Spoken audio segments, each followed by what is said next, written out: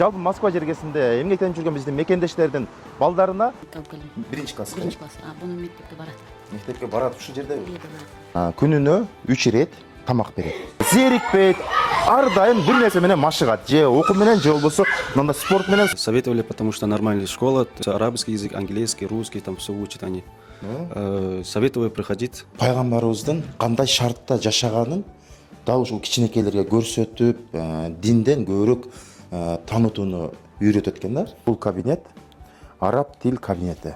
Дарование Москвы окуу борборун сиздерге сунуштайбыз. Эң негизгиси окууну бүткөн соң мамлекеттик деңгээлде аттестат берет. Ошондуктан шашылыңыздар, азыркы учурда 1 сентябрга чейин прием кабыл алуу жүрүп жаткан учуру. Саламатсыздарбы, эфирде жаңылыктар түрмөгү каналга катталып маалыматтарды биринчилерден болуп угуңуз бүгүнкү чыгарылышта. Новоселияда мигранттар полициядан качып Токойго жүгүрүштү. 576 адам текшерилди. Ленинград облусунда цыган конуштарында рейд, эркектер качууга аракет кылышты. Мигранттар үчүн сим-карта боюнча жаңы жаза 500 000 рубль айып пул же 1 жылга камоо. Володин мигранттар жасаган кылмыш 39% азайды, жаңы жазалар күчөтүлөт дейт. 6 августтан баштап жаңы кылмыш жоопкерчилиги. Орусиянын Ленинград облусунда мигранттарга каршы кезектеги рейд өткөрүлдү. Ломоносов районундагы Новоселия айылында полиция 3 курулуш аянтчасындагы жумушчулардын документтерин текшерди. Рейд учурунда айрым чет элдик жарандар полиция кызматкерлерин көрүп, Токой тарапка качып кетүүгө аракет кылышкан.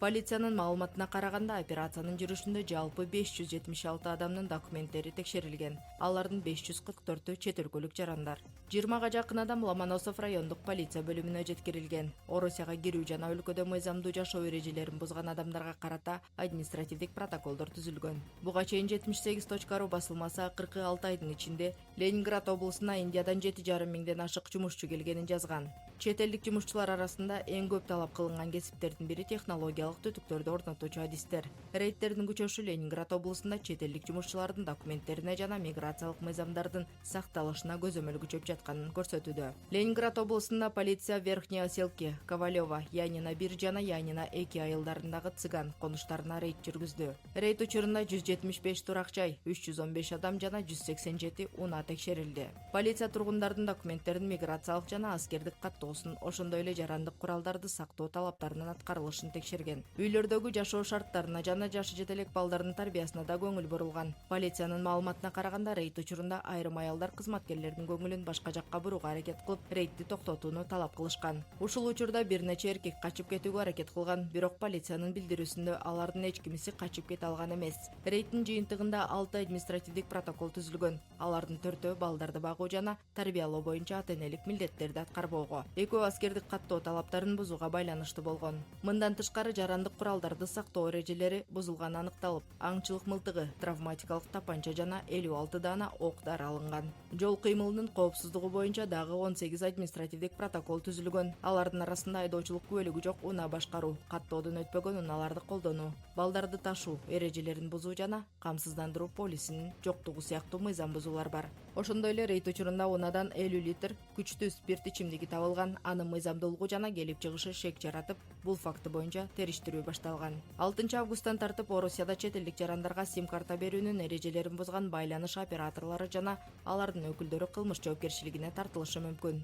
Жаңы мыйзамга ылайык мындай мыйзам бузууларды мурда 1 жыл ичинде 2 жолу жасап, административдик жаза алган же ушул эле берене боюнча соттолгондугу жоюла элек адамдарга кылмыш жоопкерчилиги каралган. Мыйзам бузган адамга 500 000 рубльга чейин айып пул, милдеттүү же түзөтүү жумуштары, ошондой эле 1 жылга чейин эркиндигинен чектөө же эркинен ажыратуу жазасы берилиши мүмкүн. Чет элдик жарандар үчүн сим-карта алуу талаптары буга чейин эле күчөтүлгөн. Оператордун кеңсесине жеке өзү барып келишим түзүү талап кылынат. Бир чет элдик жаран эң көп дегенде 10 сим-карта каттай алат. Мындан тышкары биометрикалык маалыматтар аркылуу идентификациядан өтүү талап кылынат. Сим-карта катталган келишимге телефондун же башка байланыш түзмөгүнүн имейл коду да киргизилет. Эмне үчүн мындай чара киргизилди? Мамлекеттик думанын өкүлдөрүнүн айтымында негизги максат мыйзамсыз катталган боз жана кара сим-карталардын колдонулушуна бөгөт коюу. Бийлик мындай номерлер телефон алдамчылыгында жана жарандардын акчасын мыйзамсыз алуу үчүн колдонулуп жатканын белгилейт. Сим-карта конкреттүү адамдын атына катуу байланыштыруу аркылуу кылмышкерлерди аныктоо жеңилдейт деп күтүлүүдө.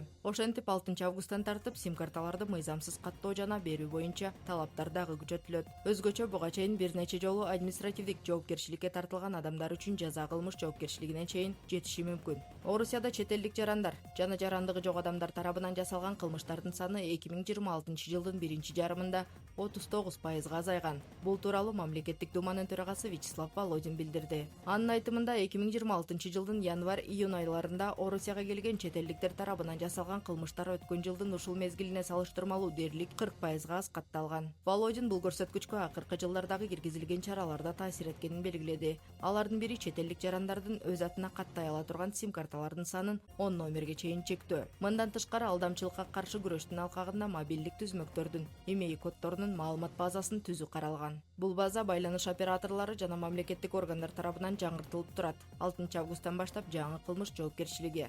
Володинин айтымында 6 августтан тартып чет элдик жаранга анын колдоно турган телефонунун имей кодун көрсөтпөстөн сим-карта сатуу үчүн кылмыш жоопкерчилиги киргизилет. Сим-картаны берүүдө келишимде байланыш каражаты тууралуу тиешелүү маалымат көрсөтүлүшү керек. Атайлап жалган маалымат берүүдө жоопкерчиликке алып келиши мүмкүн. Мындай мыйзам бузуу үчүн 500 000 рубльга чейин айып пул же 1 жылга чейин эркинен ажыратуу жазасы каралган. Бийликтин билдирүүсүнө караганда жаңы чаралар мыйзамсыз колдонулган сим-карталарды, сим-карта топтомдорун жана телефондорду тезирээк аныктоого багытталган.